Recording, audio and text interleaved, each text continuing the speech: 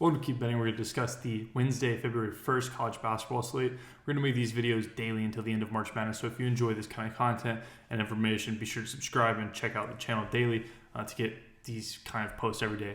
Your time is valuable. We're going to make it as quick as we can. We have 5 games to discuss. Let's hop straight in. So our first spot on the model, which you can see on Keep Betting News. I discussed this yesterday, but these will always be available on Keep Betting News, the sheet to your left. The first one that comes to interest is the Georgia Mason. I have them winning by 1. The market is at 7, some 5.5. So this seems like a spot where we play. UMass is a really big underdog. The issue is this number is this because it is not factoring in that Matt Cross is probably out with a sickness and they have some overall injury issues. So he'll be out. They are both questionable, I believe. So check Twitter, make sure you were trying to stay up to date on this. If they both play somehow, then I do like the UMass money line at 230, but for the sake of this show, going to stay away just due to injury and sickness, and overall just stay away from that. So the pivot that we have for biggest underdog outright is the Army game. I believe Army is a 2-point dog, and I have them winning by 1, so not massive, but I try to post these so the 2.5-point dog plus 120. I try to have a dog on every slate on Twitter. I think that it just makes things interesting, and not in particular going to be betting this game. That edge isn't massive, but I do think the Army on the road has an edge here. And then let's get into some that I've actually bet at this point. So Samford is a 4.5-point favorite, I believe. Samford 3.5 now at Will Hill, which is crazy. I bought a 5 last night. We'll take my shot with Samford. The issue with Samford, well, not an issue, but the reason I think that the market is off on Samford is Wes Glover will be back. He's been back a couple games at this point. The last time that they played Western Carolina, he was not in the lineup, and they still were a 9.5-point favorites. Samford. They were 9.5-point favorites. They won by 9. Wes Glover is not able to put a number on this. I think that if he was in the lineup in this game where they won by 9 at home, this line was 9.5. I think if he's in it, it's probably 12. What does that make this line open? If they're a 12-point favorite at home here, I would assume this would open like 7. So to see a 3.5 now kind of baffles me. Maybe there's some injury information, but I'm not buying it too much. I think this is a really good Samford team. Also, they've been really unlucky this year. I believe at one point, not sure if you can see luck here, but at one point Samford was the bottom 3 in the nation and just luck output. They just haven't been lucky. This is a really talented basketball team. Furman under 144.5.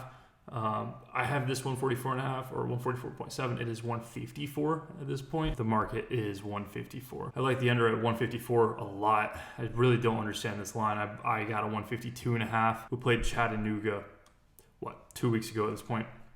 It went under. The pace was pretty fast initially, but it slowed down and went under 69 possessions. The biggest thing here and the most significant, Jake Stevens broke his hand in that game versus Furman.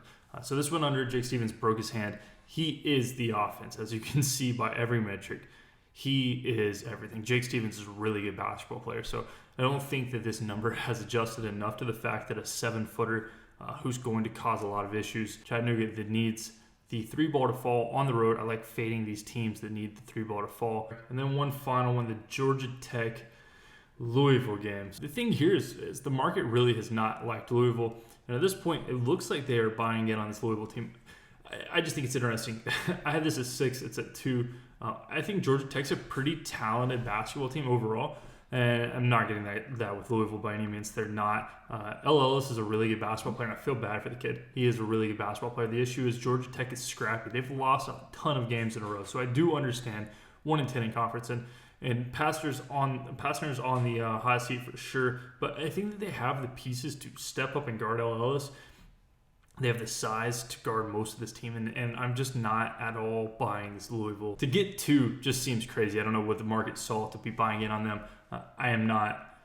It is a very strong lean, Georgia Tech. I would almost bet this. I will not be. Just wanted to bring it up that maybe the market's starting to enjoy Louisville, and if they win this game, maybe we can fade them in a Florida State game where KenPom has them as a 5-point dog. Florida State will win by more than 5 in that game. So that's a wrap. Quick as we can. 2 wagers that I have locked in Samford and the Furman under. The Army outright dog at 120. And then discussion on a couple other games. If Matt Cross is back, maybe a UMass at 230, but I'm not buying it too fast to the idea that he will be back. It seems like he is sick and he won't be. yeah, if you have any questions, feel free to shoot them in the comments below. Leave a thumbs up if you enjoy this kind of video. I'll be back tomorrow, hopefully around noon Central Time, daily post, but making progress every day. So if you enjoy, please leave a like. It helps a ton, and see you tomorrow.